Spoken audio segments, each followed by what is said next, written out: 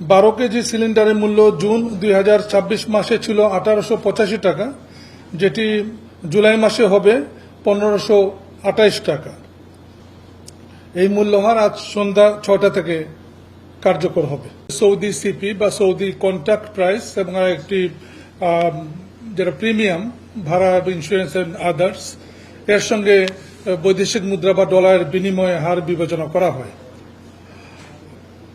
গত মাসে Saudi contract price বা সৌদি সিপি ছিল $799, যেটা প্রতি টন, যেটা এই মাসে $593, অর্থাৎ এই ক্ষেত্রে সৌদি সিপি কমেছে $206 প্রতি টনে।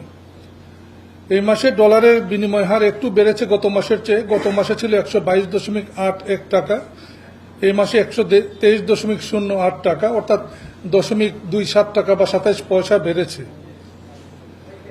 জাহাজ ভাড়া এন্ড আদার কস্ট মিলিয়ে যেটা প্রিমিয়াম, এটা গত মাসে ছিল $200। আপনারা জানেন যে এর আগের মাসে এটা ছিল $250। আমরা গত মাসে 50 কমিয়ে করেছি $200।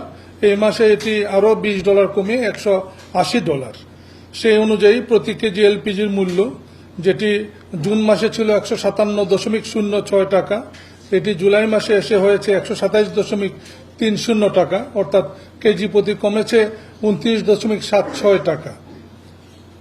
ক্লেমন নিয়ে এলো বিরাট কারবার। ইউনিক কোডটি সাবমিট করলে জিততে পারো লক্ষ লক্ষ গিফট। বিস্তারিত ফেসবুক পেজে।